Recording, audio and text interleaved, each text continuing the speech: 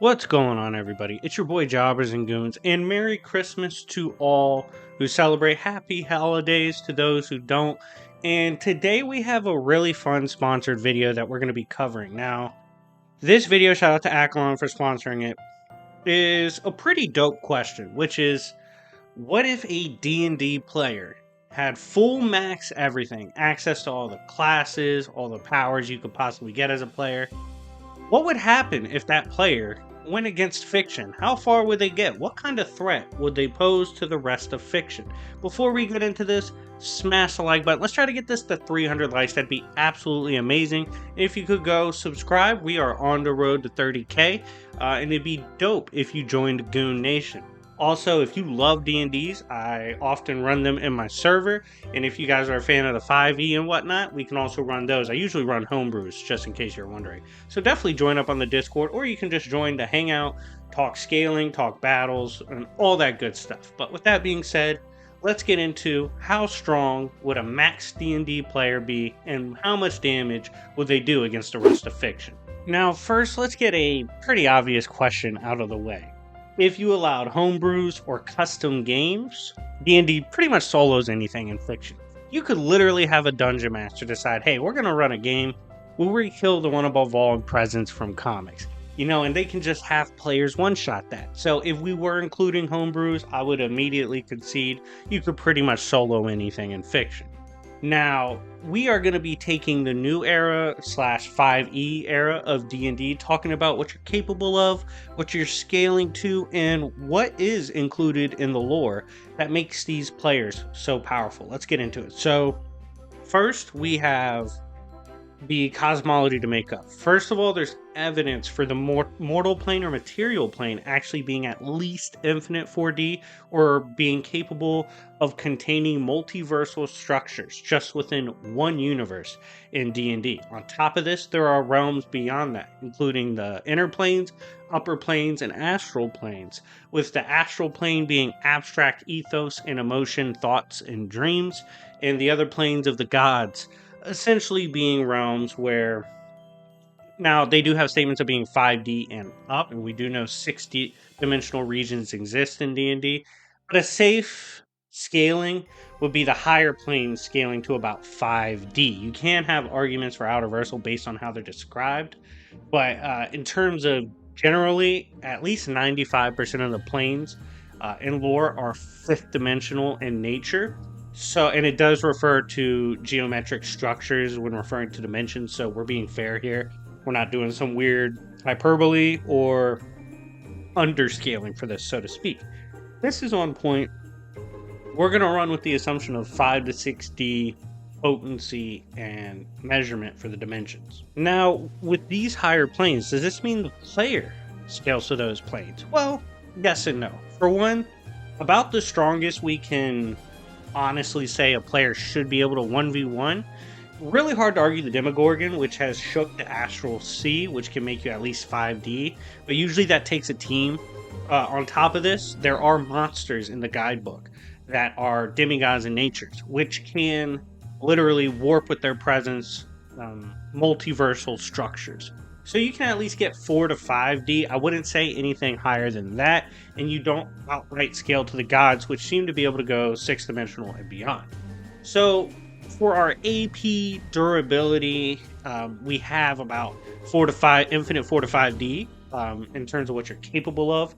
And then in the speed department, they can move in realms that are beyond conventional time and space, where distance is outright stated to be virtually meaningless and have no actual conceptualization. Essentially everything goes on to an infinity, even though it looks smaller. So you would have higher tier speed metas to argue for the player, as well as they can move in abstract realms like the Astral Sea or the Astral Realm.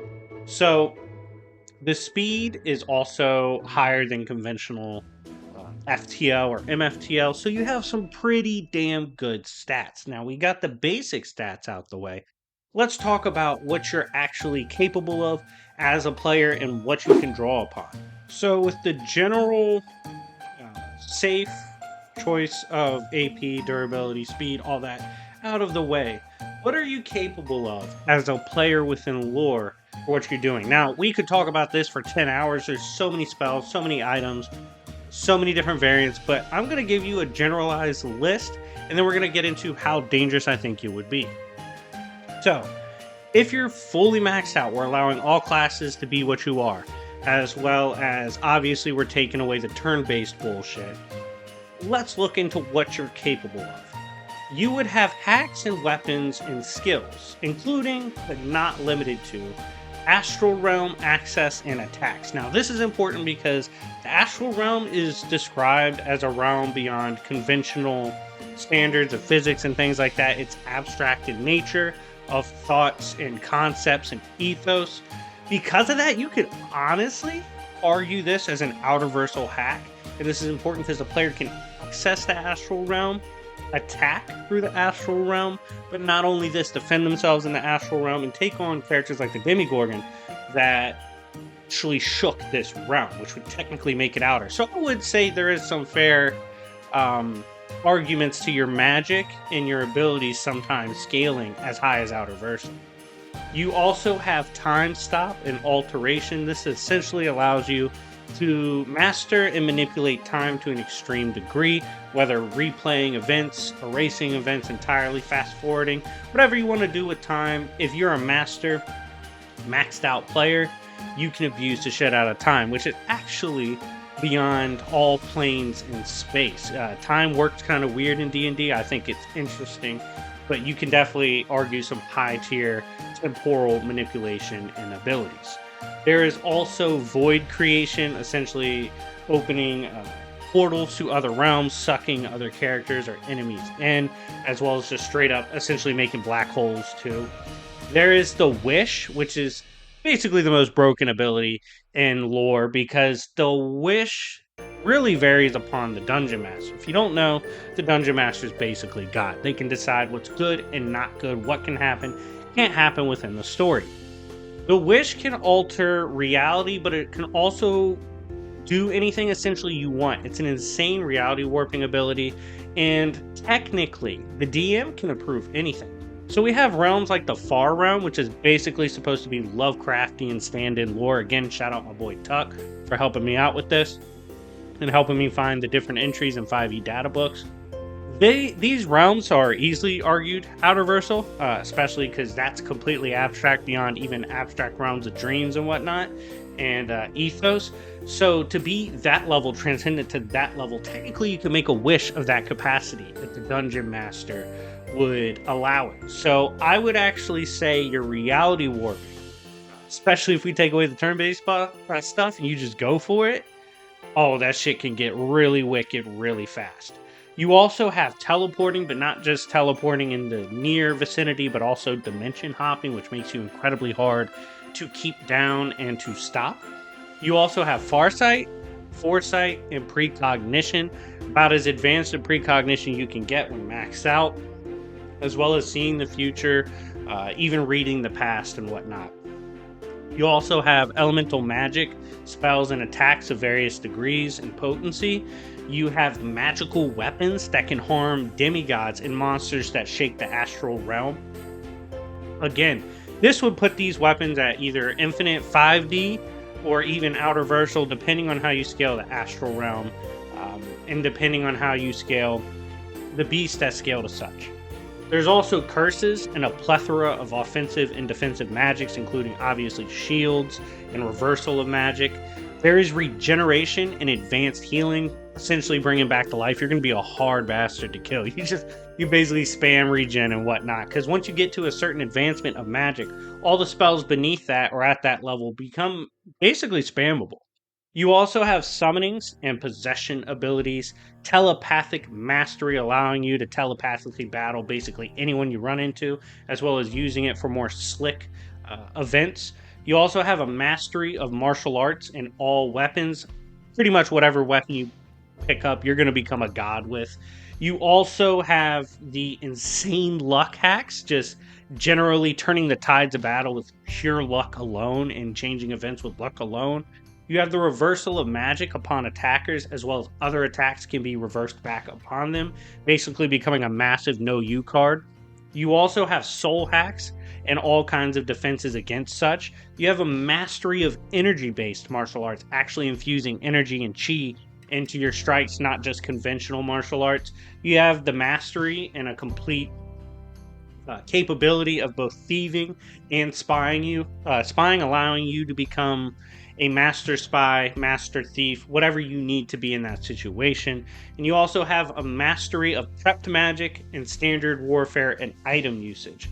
Overall, making you incredibly dangerous with a whole bunch of different capabilities at your disposal as a maxed out player. So, with this all in mind, what are you capable of doing in fiction? Let's get into that part. So again, before we get into who or how dangerous you would be and who you could beat, I gotta preface with homebrews and D&D inspired games, you god solo every verse. I don't care if it's SCP, the King verse, Marvel, DC, Cthulhu, whatever you want to say. A DM can make the characters as strong as he wants, make the verse as strong as they want. That's absolute hell for any character in fiction. You really would god stomp at that point. But with our appeal to the official D&D 5e lore, what I think you do as a character, running up on different characters from fiction. You are like a mix of Kratos and Doctor Strange and Wolverine and all these different characters to your perfect mystic power user, as well as a warrior and martial artist, spy, intellect expert. You can summon extra dimensional planes. You can alter all of reality if you wish to, even multiversal structures, no problem. You are taking out at least half of fiction, no doubt. In examples of like comics, the conventional what we call street tiers, they don't stand a chance. You would be going up against the heavier hitter Marvel reality warpers, in my opinion. You would be fighting someone like Jean Grey typically. Now, when she's at her strongest, she probably beats you, but your best attacks are astral in the reality altering one. You'd be like a lesser Legion, but obviously you have hands for days, and you're a lot more capable as a warrior than someone like Legion. On the DC side, again, you would scale to the reality warpers. You could get to outer versal with reality warping hacks, in my opinion, because of the Dungeon Master lore, as well as your astral abilities, your defenses, your foresight, precognition, your time hacks. You're just a mess to try to hang with in battle. You would take out a ton of characters. Do you solo fiction going by the canon lore? No, you don't bring enough to the table. However, you are strong enough to be an absolute nightmare for most of fiction because of all your different hacks and capabilities that we listed. A lot of people are getting beat up, or a lot of people just aren't going to know how to put you down completely. But regardless, guys, I want you to get in the comment section down below. What do you think of the composite, or it's not really composite, the canon D&D maxed out player? Who do you think they should go against? Do you think I should bring the maxed out player back and put them against someone in fiction? Who do you want to see them battle? Let me know in the comment section down below. I had a lot of fun making this video, and if you want to sponsor your favorite content to be on this channel, hit me up on Discord to talk business. I'm doing sales for Christmas. But anyways, thank you so much for watching. It's been your boy Jobbers and Goons, and I'll see y'all later. Peace.